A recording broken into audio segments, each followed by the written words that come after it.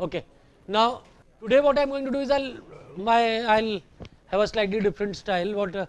I'll take up chapters 12 and now chapters 12 and 13 is basically JEE stuff, but we will do a recap of it. So, therefore, I will be a bit fast, and the PPT PowerPoint presentation for these chapters for the book, actually I have also contributed to that. So, therefore, for the dynamics part I have written and been a part of this whole group which made the PPT presentation. So, 12 and 13 I will mainly cover from the presentations. Normally I have been writing the lectures, but since this part is one which you may have already seen, so therefore I will once in a while if I think there is something to be done I will come back to this, but otherwise I will use the PPT. And maybe then if you find the PPTs are better, you can convey your feedback to me, maybe then we can stick with the PPTs, and the PPTs I will also put on my site. So that if you do not have to copy anything, the PPTs are mainly from the text from the book itself. Okay. So, now the only one thing which I would like to say is that there is this concept of relative velocity and acceleration, which we have not seen. Let me just discuss this before I go to the PPT. So, suppose we have a body A whose velocity and acceleration is known with respect to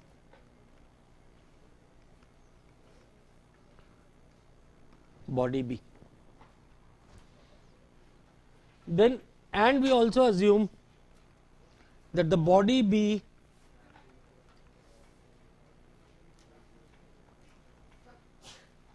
is translating.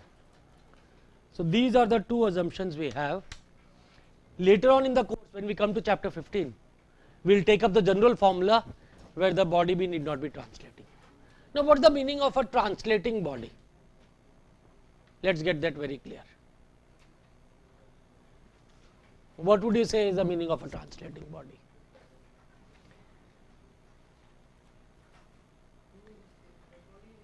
Again, now that is exactly what he says, moving in a straight line. Now, and that is where I will differ slightly. A translating body is one. If you fix your reference frame on that body, then this reference frame will not rotate, will not change its orientation, or not reference frame, I should say coordinate axis. If you fix coordinate axis on this body, then the frame with respect to which it is translating, in that with respect to that frame the coordinate axis will not change the directions. So, that does not preclude the body from moving in a curved path. For example, let us talk of a car.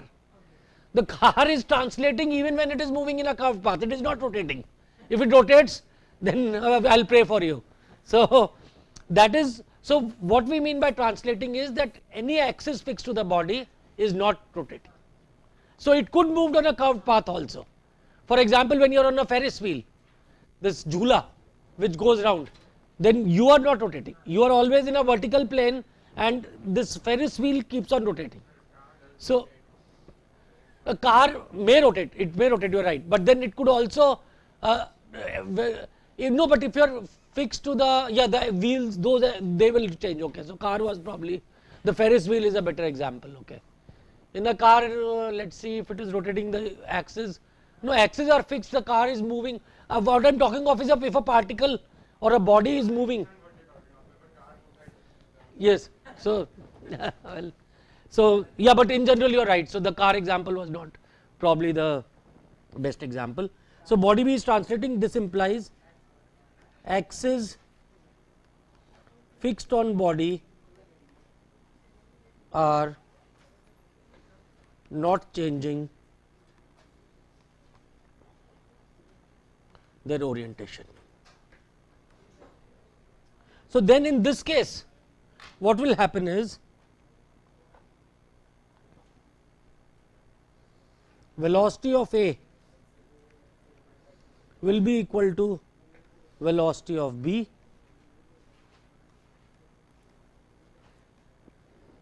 plus velocity of A with respect to B. That means, we know the body B is moving, the velocity of A is known with respect to body B. So, therefore, velocity of A will be equal to the velocity of B plus velocity of A as seen from B. So, this is velocity of A with respect to body B, and this will also, the formula also extends to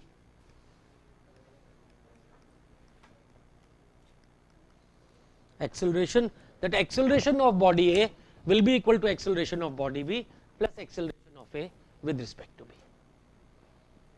Okay. Now, but the key word is that this is valid only if the body B is translating. Otherwise, this has to be measured with respect to a translating frame. We will do the general formula later in chapter 15. So, right now this is easy to see, and one typical example which you may have seen where this is often used is when we talk of where do we need such things.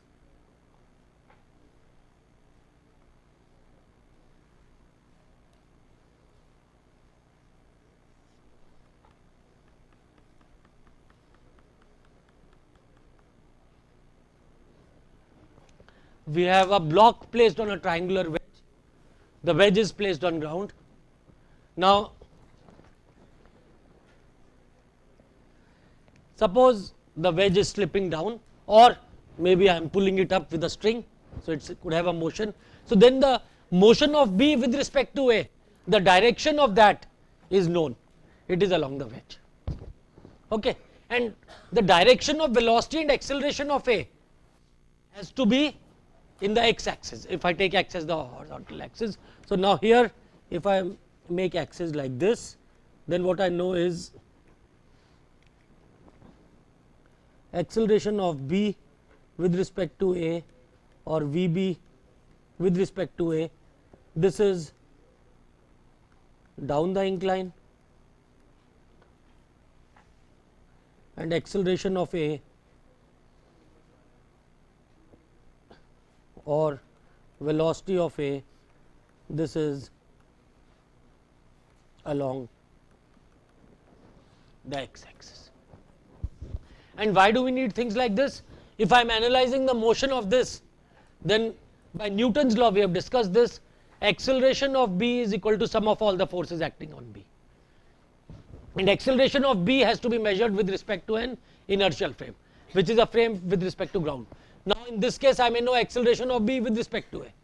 So, then I have to also then add to that acceleration of A, and suppose if this is sliding on the ground, let us say we have a case like this where it is given to us that the, let me draw this again, this is sliding down the ground, and this one, if we just leave it at rest, we will see this in the lecture later, but if I leave it at rest, if this starts to move down, then this will have to move backwards, and that comes from conservation of linear momentum, which we will be doing. But if that is the case, then what we have is that I know acceleration of B. So, the absolute acceleration of B will be a sum of this acceleration and a sum of this acceleration. So, it will be directed somewhere in between these two. You have to add these two, and that will give you the acceleration of B, and to that you will use Newton's law. There is another way of solving such problems, pseudo force, but that I will explain what pseudo force is, and we will come to that. Okay. So, this is how these things could be worked. So, now let us move on to, as I told you, we will start with chapter 12. While how do I move up or move down?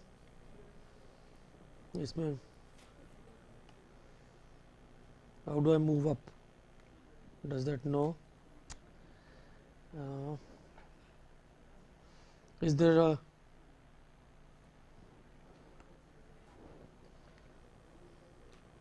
okay, there is, I think this one. Okay, let me just get familiar with this. Okay, that's fine, I think now. So, I'll, as I told you, some of these things I may even skip. So, in this chapter, chapter 12, we talk about forces, and we have already done a bit of it in the last class. Most of the things which are, so here basically the practical applications come when we talk of forces and when there are accelerations. See, for example, we are talking of a chair moving up a ramp, then all the forces acting on a wheelchair which come from the ramp have to be analyzed properly so that a proper ramp can be designed. Now, a big problem comes when we talk of swings, because in swings what we know is, what we have seen, that when something is moving in a circular path, then we have a v square upon radius of curvature. So, if the velocity is high and the radius of curvature is low, then an extremely high normal acceleration could come, for the presence of which the normal force has to act on the body. And in case like this, if it is a swing, then the normal force, if it is swinging like this, will have to come from the string, which means the tension in the string. So, and if that force exceeds the tension which the rope can take, the rope could break, leading to a disaster. So, therefore, we have to be careful, and we have to analyze all these things in detail. So, Newton's second law, which we have seen, sum of forces is equal to ma, and if the resultant force on a particle is not equal to 0, it has an acceleration. So, all this is something which is, so this we are applying to a single particle. Now, what do we mean by a particle? A body of a finite, very small size. Now, we apply this law to even big bodies. So, are we doing a correct thing? Well, when we apply to a big body, we are assuming that, well, either it is the center of mass, which will come when we talk of a system of particles, or we are assuming the whole big body behaves like a single particle. So, that modeling, what we say, is good enough for the purpose of that problem. So, then we assume the whole body to be a single particle. So, this is Newton's second law, and it must be expressed with respect to an inertial frame of reference. That is the most important thing, that the frame should not be accelerating, it should not be rotating, in general rotating frames, and this is for a constant mass system. In fact, variable mass systems we will not do in this course, where mass could be changing in a system, those problems will leave. Okay. So, now how do we work this out? So, if we replace this, basically the mass times acceleration is also related to the linear momentum. How do we define the linear momentum of a system? Mass times velocity. So, we have sum of all the forces is equal to mass times dv by dt. Mass being a constant, we can take it inside.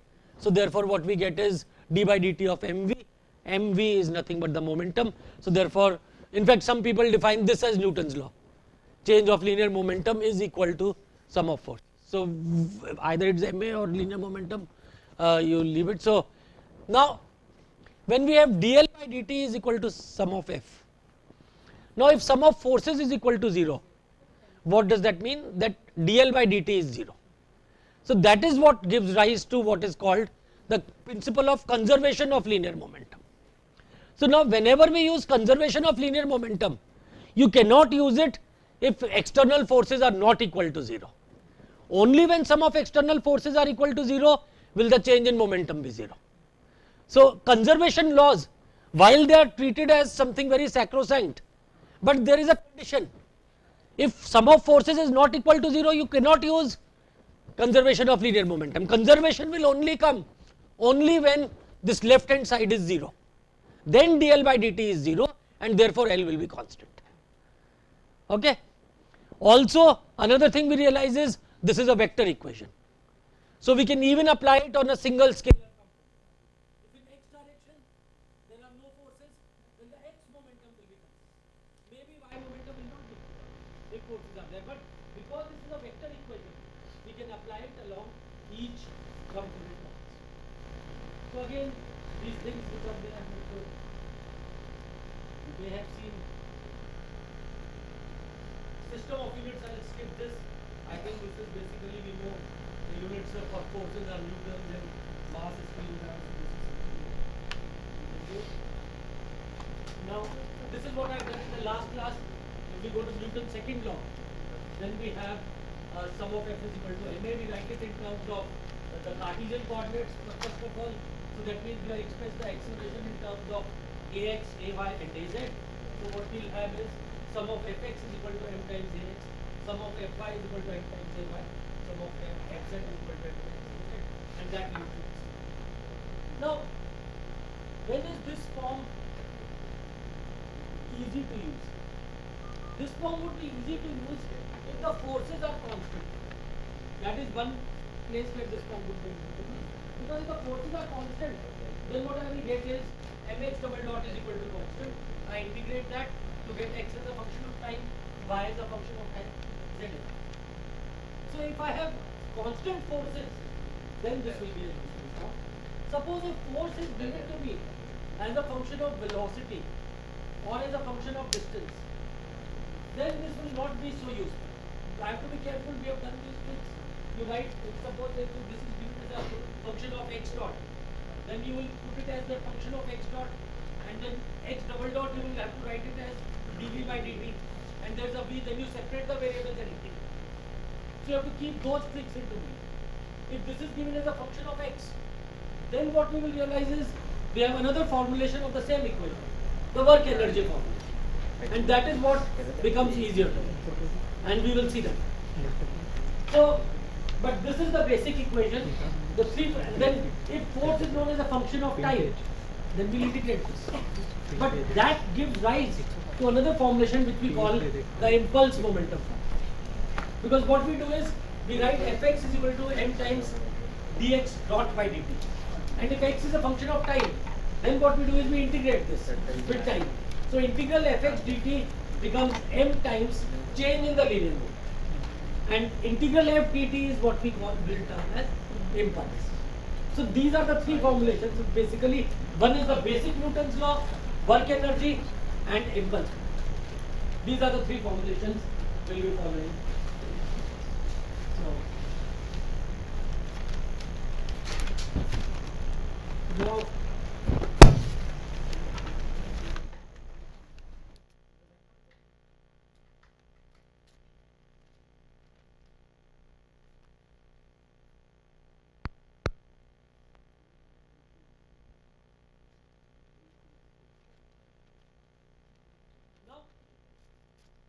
this is what I meant by pseudo force. And what happens is Newton's law is written as F is equal to m. If I take ma on the left hand side, then what do I get? Sum of forces minus ma is equal to 0. So now what one can do, and this is, you could call it as the engineers are very lazy people. So this was the engineer's way of trying to convert dynamics into statics.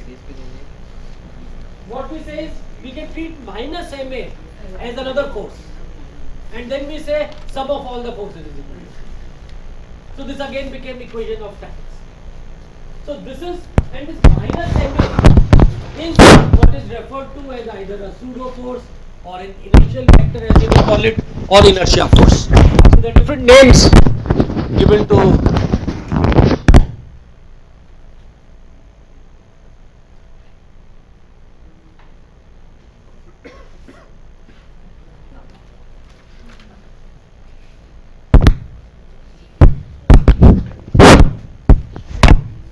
we have so minus ma is referred to as now. So this is what people refer to as then you say this is dynamic equilibrium. So it's equilibrium, but you treat it as a force.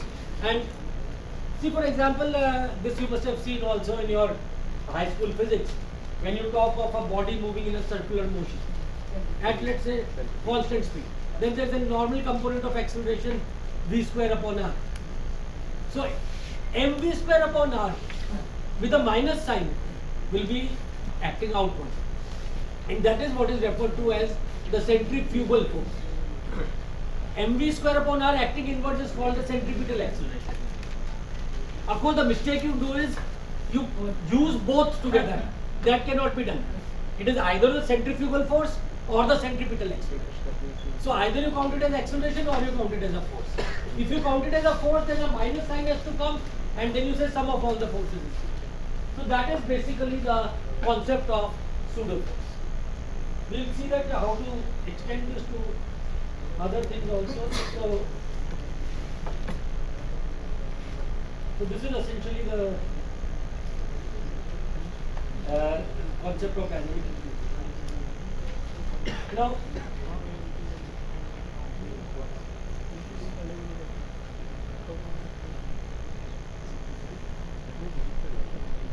Now, in solving any problem, what one will do is, we have to draw the free body diagram, we have already seen this.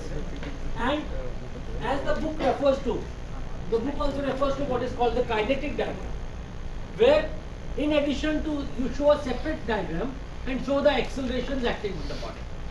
Or if there is an angular acceleration, they will be shown, and that will be referred to as the kinetic diagram. You don't need to do that. You've been solving problems probably without that, because that you do in your mind. So it's up to you whether you want to draw the kinetic diagram separately or not. But for example, let us say this is the block which is being pulled. The example which I was doing earlier, in this case the block is being pulled up with a force, the weights are given. And here now, if you have to draw the free body diagram. So, if you have to draw the free body diagram of the top body, what you will do is, the force of 225 newtons which is acting, its weight acting downwards. Now, because the block is being pulled up, the friction force will act on the downward side, and there is a normal friction.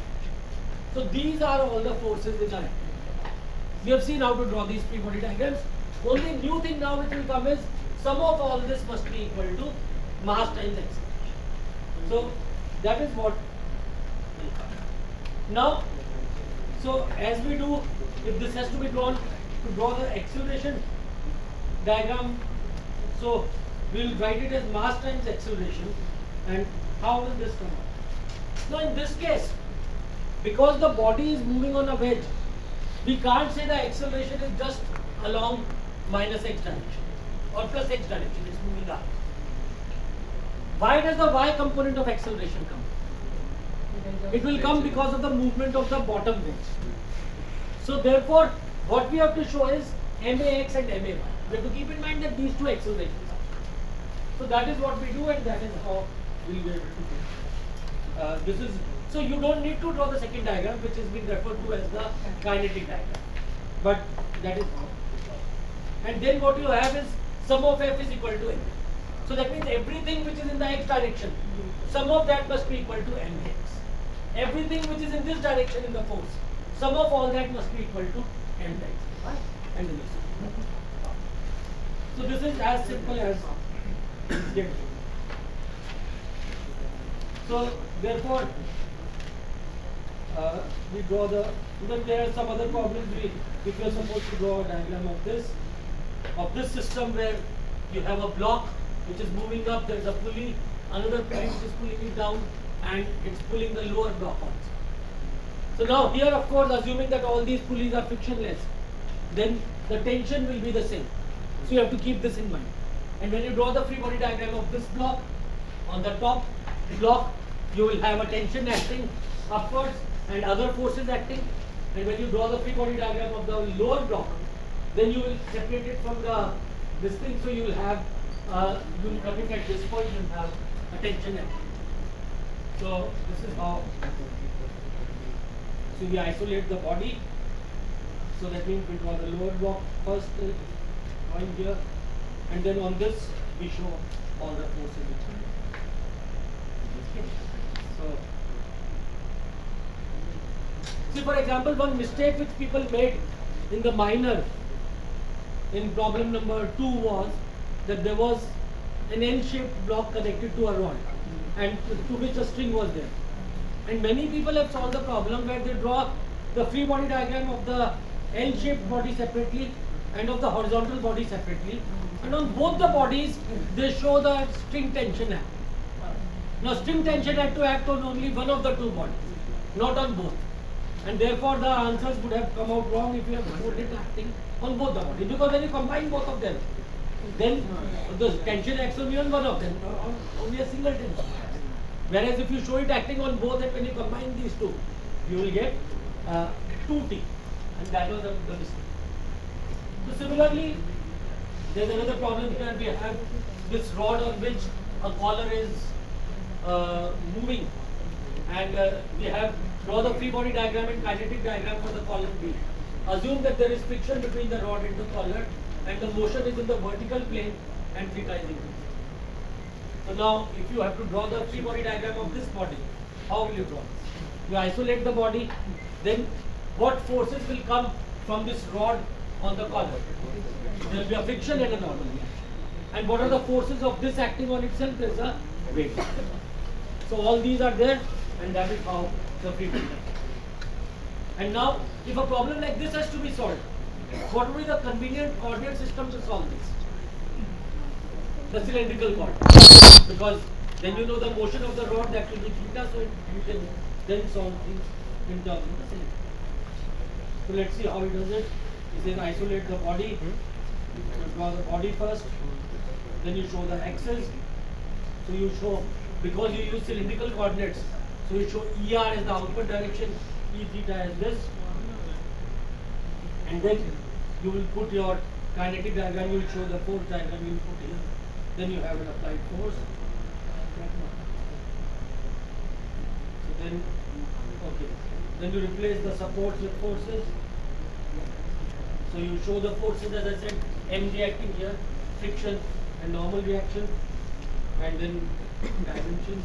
If there are any length, etc. to be needed, you keep that in mind. So you show, you put the angle theta there, and the kinetic diagram would basically consist of MAR and MAT. Now this part, as I said, if you don't want to draw it, you don't have to draw. Because you just say all the forces acting in this direction, whatever you have shown here, all the forces in the R direction, that will be equal to M times R double dot minus R.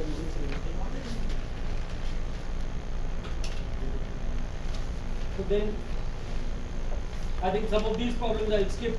There's a block, 80 kN block resting on a plane, find the magnitude of the force required to move.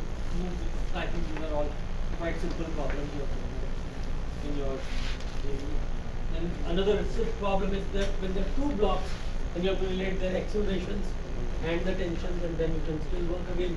These problems you have done enough of these. Left of the programs. And then this was the other one which I talked about, that we have a block rest which starts on rest and stands on a 15 kg wedge. So the two masses are given, blocks are given. Neglecting friction, determine the acceleration of the wedge and the acceleration of the block related to the. So friction is to be neglected here, that one is easy. We look at the solution, let's say. So now, if this has to move down, acceleration of A, first we draw the free body diagram of the body A. There is a normal reaction acting from the top, there is a normal reaction acting from the ground, and its weight. So this is the total free body diagram of this block. This must be equal to M times A. So we write the equation, we will get a relation between N1 and acceleration.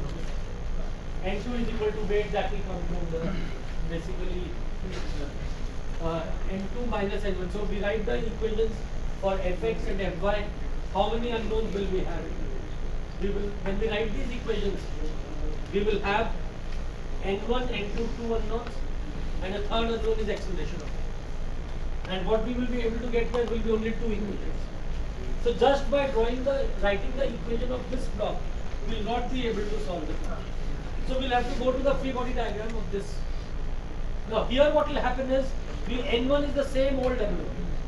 Now in this, one unknown extra will come, acceleration of B with respect to A. Acceleration of A was already there as an unknown earlier. So now one more scalar unknown has come, its direction is known. And there will be, so now when we count, we totally have the required number of equations and unknowns. So which are the unknowns? Acceleration of A, acceleration of B with respect to A.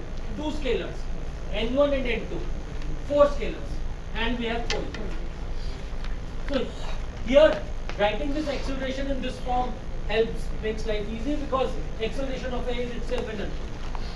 So therefore you will write it in those terms and you will be able to do it.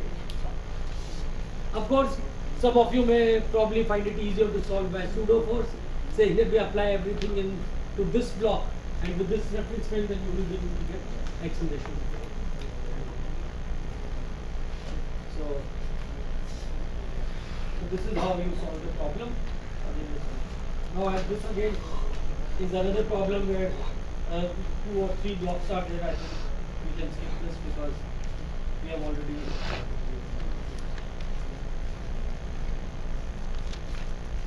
I think some of these concepts. Let's now try to see how we apply these things in normal and tangential form. So, and these sort of the new coordinate system which we have seen, the path coordinates or the circular coordinates, they are particularly useful in a lot of problems when you talk of a plane moving in a loop, or you talk of forces on the roller coaster as it is moving. So what the normal reaction which is coming, what the acceleration being experienced by people, that is very good.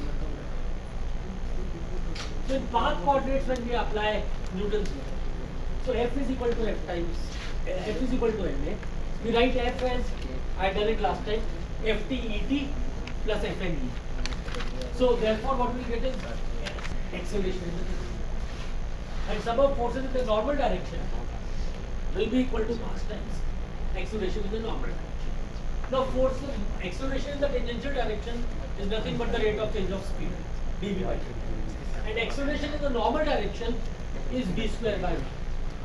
So therefore we have this. So whatever is the path, you write the Et and En direction, and the forces in tangential direction will be equal to T, forces in normal direction. So, and as I said, even if the body is moving in a circular path, instead of using cylindrical coordinates, you may prefer these, because this is a very simple way of looking at this. That when something is moving on a path, the two components, the tangential component of acceleration is nothing but the rate of change of speed. The normal component is v square upon. And what we realize is that this component, actually this is the one which is sort of may not be very physical to see, because this will come even when speed is constant. So this is coming because of the change in direction. And this could be very large. If the speeds are large or if the radius of curvature is small, this component of force could be large. And that is why this becomes large. Now, as a usage of this, again, you may have seen this thing, but let's do one of the simple ways. If we look at a problem of the pendulum, so the length of the pendulum is given, it's 2 meters. It moves in a circle in a vertical plane, and the tension is given to be 2.5 times the weight for the position shown. So we have to find the velocity and acceleration at that. So how will we do? Once again, we'll start by drawing the free body diagram. So we'll draw the bob here. We'll show its free body diagram. What are the forces it will be? A tension and a weight. That's it. And at this position, wherever the position is, this will be the forces. So we'll resolve them along ER and d theta. Forces along the R direction will be m times R double dot minus R theta dot square. Forces along, and now here for this we will also realize for a pendulum R is constant. It's just a circular motion, so R dot will be 0, R double dot. So we just use either cylindrical coordinates or path coordinates. That's straightforward, and we will get our answers. So let's see. That resolve into tangential, solve the component equation. So we said that, and solve the velocity equation. Like this, we draw the free body diagram, we show the weight, we show the tension. In this case, tension is already given to be 2.5 mg, and that must be equal to these two things. And then, so we write it, when we solve the equation, acceleration in the tangential direction, this will be equal to AT, so it turns out to be nothing but g sin 30, and in the normal direction, it will be, work out.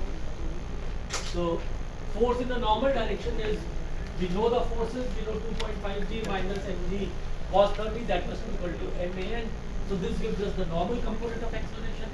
Together these two, square root of that will give us the acceleration vector. How do we get the velocity? Velocity will come from here. An is equal to v square upon v. So once I know an, I will be able to do that. So I can do this, of course. Somebody will say I could use the work energy formulation.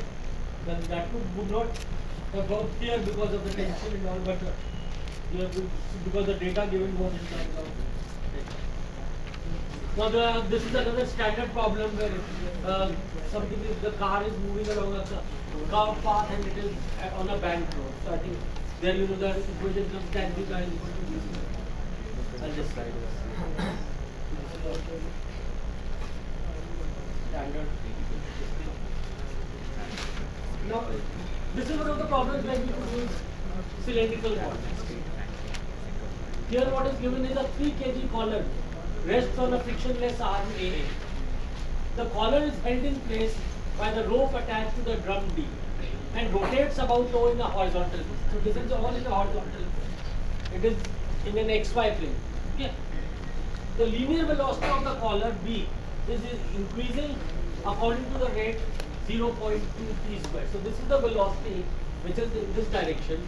It is increasing as per this rate.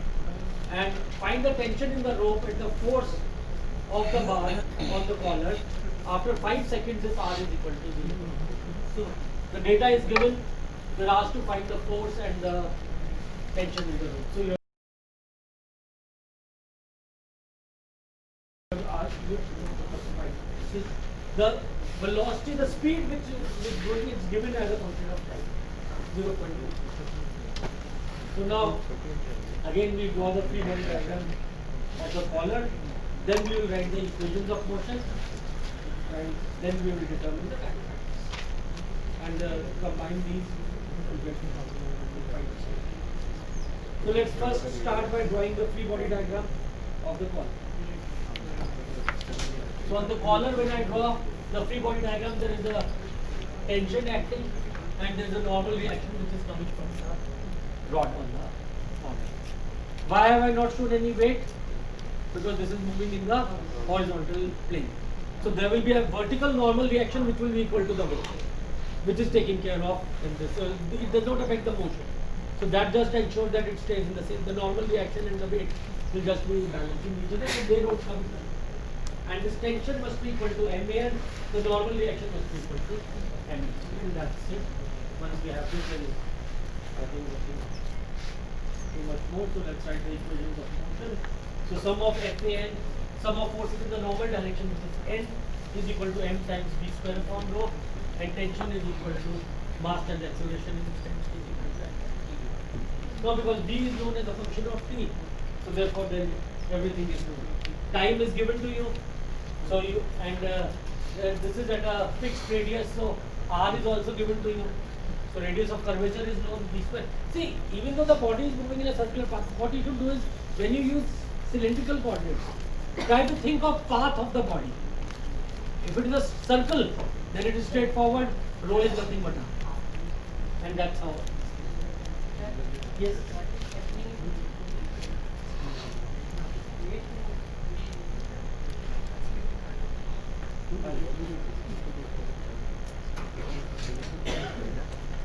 This corner is there and this angle theta is changing. Basically this rod is there and this one, this whole thing is rotating. This rod is rotating and the rate of change of velocity v is there. And this is in a horizontal.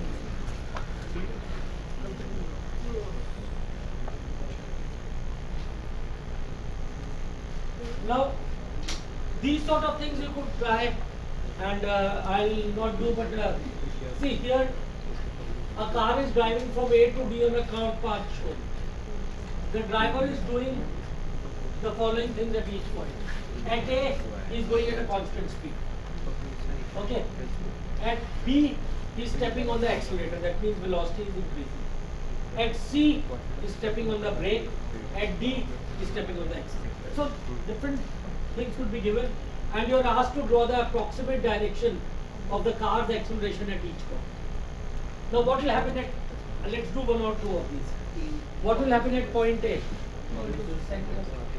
There will be only, because he is doing it at a constant speed, that means tangential component will be 0. There will be just a normal component like this, towards the center. At B, it's a straight path, but he is stepping on the accelerator. So acceleration will be in the horizontal line from B to the right. At C, what is happening?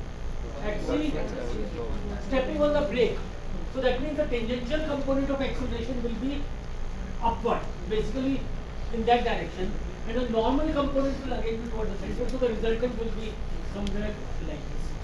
So this could be some sort of maybe not here, but often in a lot of competitive exams, etc. These type of things come as objective type of things. Now, JEE also do you have things like this? There could be things like this. So you have to be a little bit late. So these sort of scenarios are. Now, this is trying to say where the cylindrical coordinates are. And cylindrical coordinates mainly are used when we have these coordinate actuators, etc. See, what you have in an actuator is something like a transistor antenna, that the thing is shifting out. There is a change of R, and at the same time, this is rotating. So that is where, if something is rotating about an axis, then cylindrical coordinates is definitely, and the real use comes when R is also changing. If R is constant, then path coordinates are useful because you know the radius of curvature. But if R is also changing and theta is changing, then cylindrical coordinates become useful. So these are some of the problems that you will find cylindrical coordinates. And in cylindrical coordinates, basically, assuming we are talking of a plane, if z motion is there, then we get a third equation. So sum of forces in the r direction will be equal to m times r double dot minus r theta dot square, and f times theta dot square. Or tangential calculus. Has everyone signed?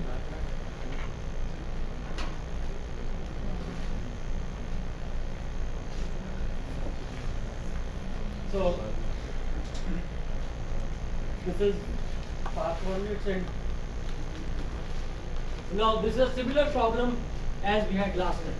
But now the difference in this problem is that there is a radial component of the velocity of the block. In the previous problem, the block was kept fixed with a rope. Now, see, if you try to think in terms of number of variables, if the block is fixed with a rope, then the extra variable which comes is the force in the rope, the tension. If this is free to move, then the new variable will be the acceleration. So variables you will be able to solve will be, the number will be the same. If it has been constrained, then a force will come. And this we have seen when we did the free body diagrams. Anything which stops some motion causes a force or a torque. So that is what is happening here. Here we have cut that string. That's the difference between the last problem and this problem. If we have cut the string, that force has gone, but an extra acceleration. That's it. So now here a block B can slide freely on a frictionless arm moving, and it rotates in a horizontal plane. Again the same thing. Now the rate of rotation of the arm is given. So it's as before. Earlier the rate of rotation of arm was not given, d theta was given. Now here this is given that this is rotating at a constant rate, and what we are asked to find is the component VR and the magnitude of horizontal force exerted by B on the arm. So given these, let's try to see the solution. How? So once again, our strategy will be like this. We'll first write the equation of in R and theta form, and then we'll integrate the radial equation to find the expression for radial velocity, which is for r dot. And once we have that, then from there we'll substitute that equation in the theta equation, because theta equation has r double dot. Once I know what is VR, which is r dot, the derivative of that will be r double dot, and we'll get that to find the force in the theta, which is the horizontal. So first, if I draw the free body diagram of the block, now there is only one force F, and this must be equal to the sum of these two. So when I do this, so the radial force is MAR is equal to MR double dot square. The radial force here, that is 0, and F theta. So now here from here what you get is R double dot will be equal to R theta dot square. So from here you know the expression for R double dot. Integrate that to get R dot, and that R dot can be fed here to get the value. That is because theta double dot is 0. So basically that is how the problem is. Okay, is that clear? So we look at the equation. So first we get to the radial equation r double dot, and we write it in a slightly different way, the work energy formulation type of way, that Vr dot r double dot is Vr dot. So that can be written as dr by dVr by dt. So dVr by dr times dr by dt. So Vr dVr by dr. And therefore this can be written as r double dot is Vr dt. And r double dot dt, theta dot is constant. So basically what we will get is Vr square is equal to theta square times r square. Basically. And from here you can substitute in the second equation. This expression for Vr square will be fed in, and from here we will be able to get here. So now if this one, what's happening, another problem which I think we can probably skip, it's a similar thing. You have to just work out expressions for R. Now these are again some concept questions. A girl starts walking towards the outside of a spinning platform as shown in the figure. So that means this is a platform which is spinning. A person is standing there and they start walking outward towards this direction. She is walking at a constant rate with respect to the platform. That means B is constant. And the platform itself is rotating at a constant rate. In which direction will the forces act on? So now we have to look at E1 and E2 directions, ER and D theta. Now if the question is, in which direction will the forces act? Among the E1 and E2 direction. So now force is what? Fr is equal to m times AR. So let's see, forces in the radial direction. So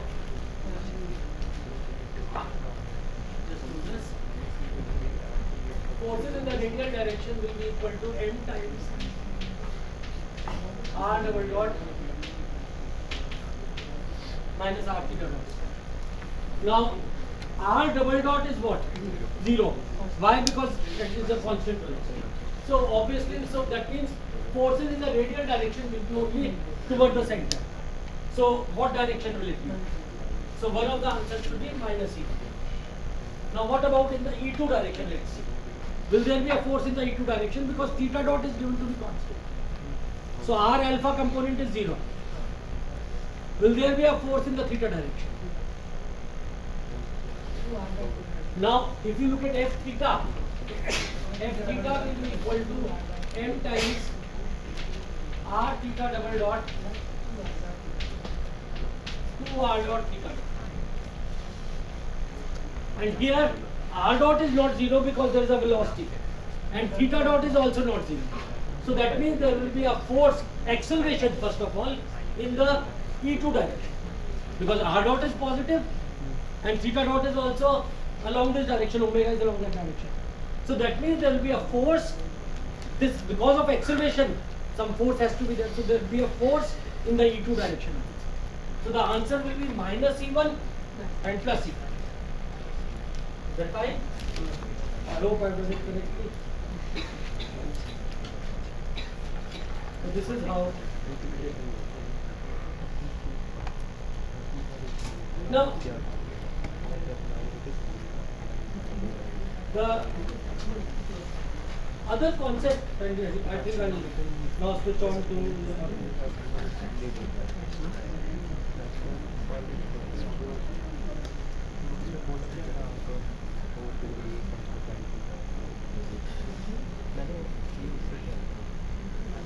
Now let us discuss the concept of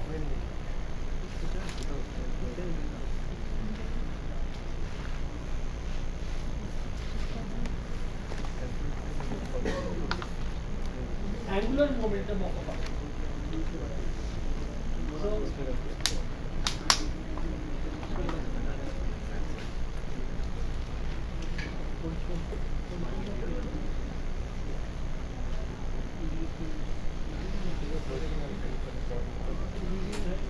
let us say a particle of mass m is moving with some velocity v.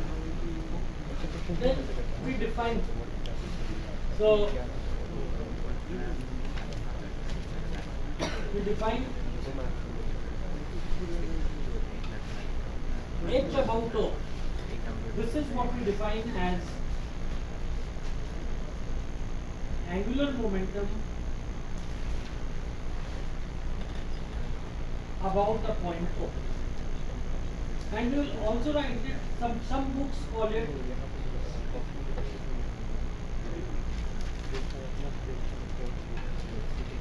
moment of moment. Now, what is the momentum of this particle? M times v vector. What is the moment of momentum about point O? How do we find the moment? R cross this. So if this position vector, if this is R, then h about O, the angular momentum is defined as R cross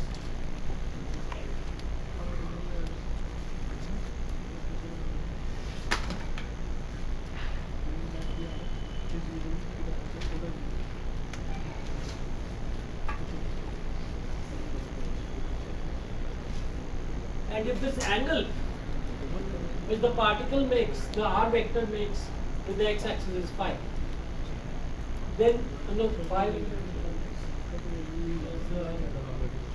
this one. So therefore, then what we will have is the angle. Sorry, phi will not be this angle. Phi will be the angle between the r vector and the v vector. Then angular momentum about O will be equal to R cross MV or R MV times I. Because that is cross product. So the angle between these two. Now, for plane motion,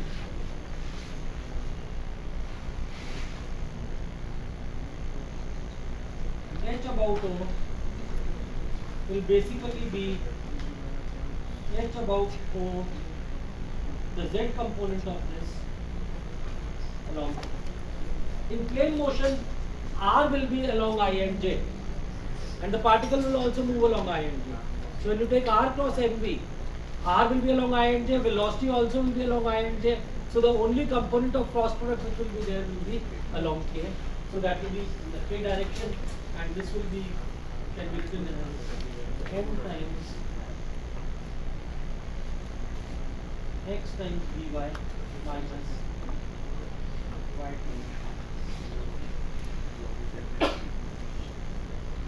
Now what we see is, then let's look at the rate of change of angle, HO dot. So this will be equal to d by dt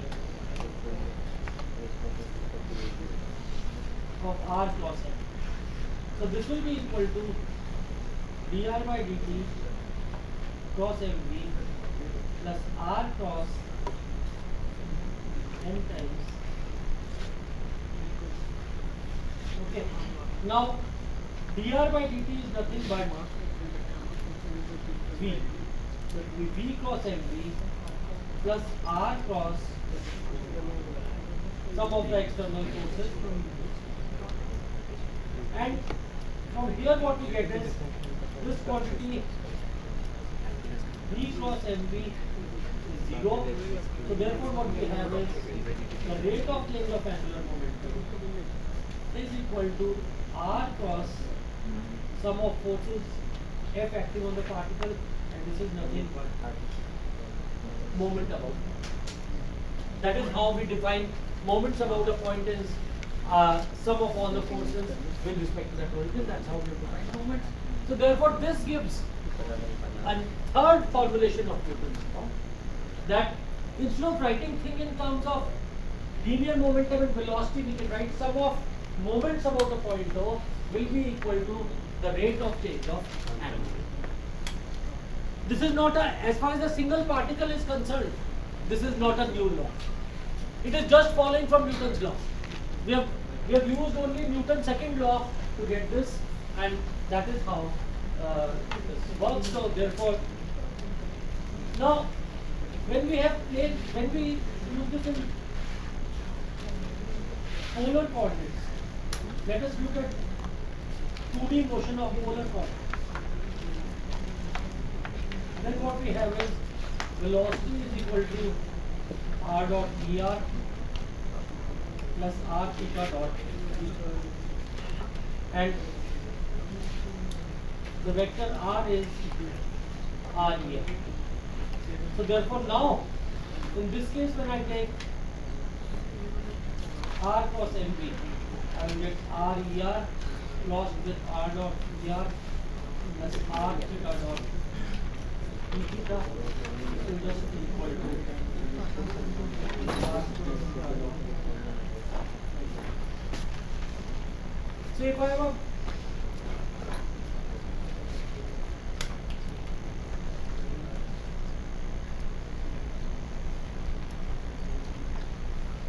so what we have is in polar coordinates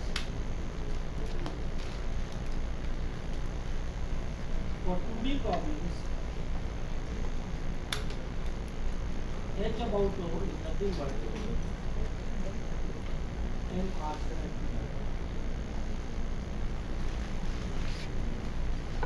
Okay.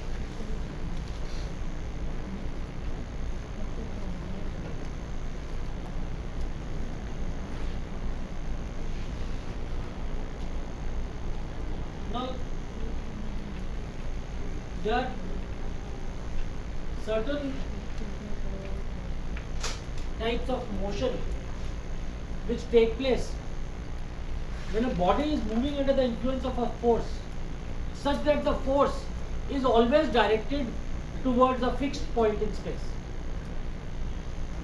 If the body is moving under the influence of a force such that the force is always directed to a fixed point, such a motion is what we call as a central force motion.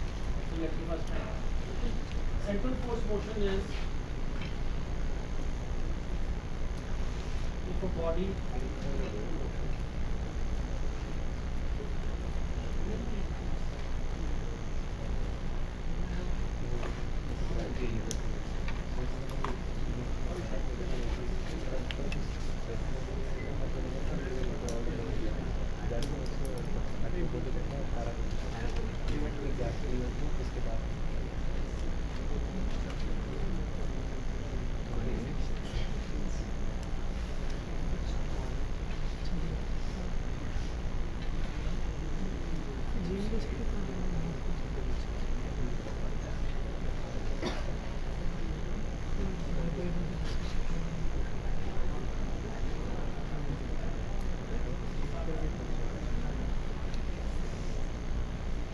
now in central force motion what we can do is that we can choose the origin as this fixed point and let us call this as O. So now the only force acting on the body is this force which is passing through O. So if this is the case, then what can I say about the angular momentum of this body? That h about O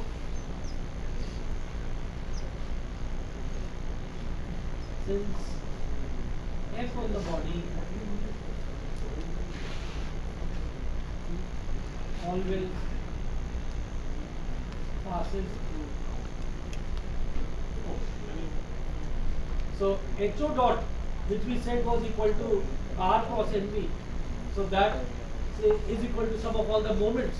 Now because we are taking moments about point O will always be 0. The force is always passing through O. So that means HO dot will be equal to 0, and for such a body, H about O. So if a body is under the influence of a central force motion, its angular momentum about this point O will always be. So now if HO is constant, let's show some consequences of this. So what we have is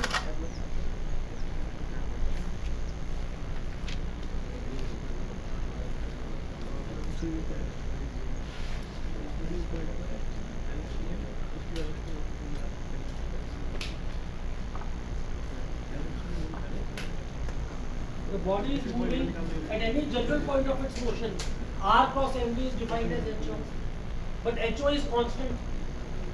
Now, if HO is constant, then what happens to, that means R, the vector R has to be always perpendicular to HO, because by definition R cross MV is HO, but H about O is constant. So what the meaning of this? That R has to be along a plane, because HO vector is a constant vector. So R always has to be along this plane which is perpendicular to HO. If HO was changing, plane of R could change. But because HO is constant now, so R has to be in a plane which is perpendicular to HO. So that means a body which is moving in the influence of a central force necessarily has to move in a plane. It cannot move, it cannot have three-dimensional motion. It has to be having a motion in the plane which is perpendicular to HO.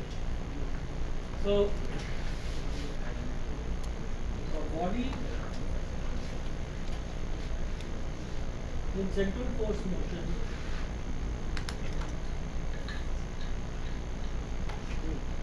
has to move on a plane, the plane is perpendicular. Now, and how will this plane be fixed? The plane is fixed by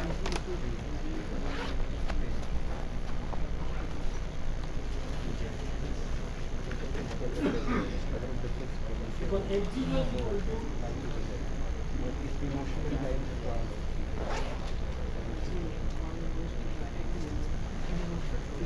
at the initial time t0, H0 will be R0 cross Ft0. So whatever is its position vector at time 0 and the velocity at time 0, what is the plane between these two? That same plane has to be the plane of the body, and H0 will always be constant. Okay. Now, do we have any example of central force motion? Planetary motion. When a planet moves under the influence of a sun, or I'm calling of sun if I'm talking of a general planetary motion. If we talk of our solar system, then sun is in, all planets move around the sun. The gravitational force between two bodies is gmm upon r square. So maybe we can also write this. This again is something which you have probably familiar with. The gravitational force.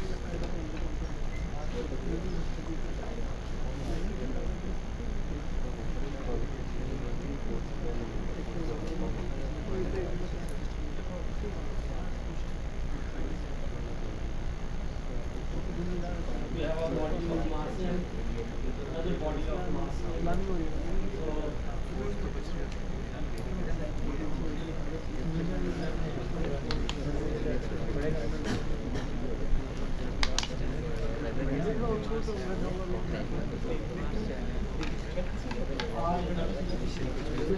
And sometimes we write it as equal to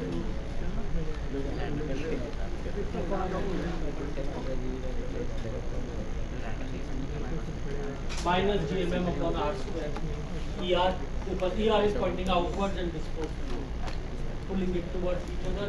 So now, if this is the sun and this is the planet always has a gravity. The planet, the only force the planet observes or it sees is a gravitational force which is directed toward the center of the sun. So as the planet moves in its path, it will this is a central force motion, so its angular momentum will be conserved above the sun. Okay. So now as this moves, so whatever path it takes, and here we can also then the angular velocity is r0 cross mv0. So this will be r times mv times sine of phi, where phi is the angle between r and v. So if this is the velocity v, this is r, the angle between them is phi, then r times m times v times sine of phi. This is what, because v sine phi will give the perpendicular component and times r. So this cross product will just become r times mv. So that must be constant for different. So this will be one of the equations you will get for the planetary motion from center.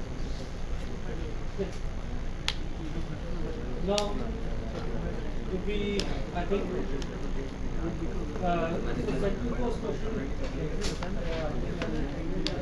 in the next class, that's tomorrow, Monday's class, I'll talk about work energy formulation, and I'll also talk about the after work energy, the impulse momentum.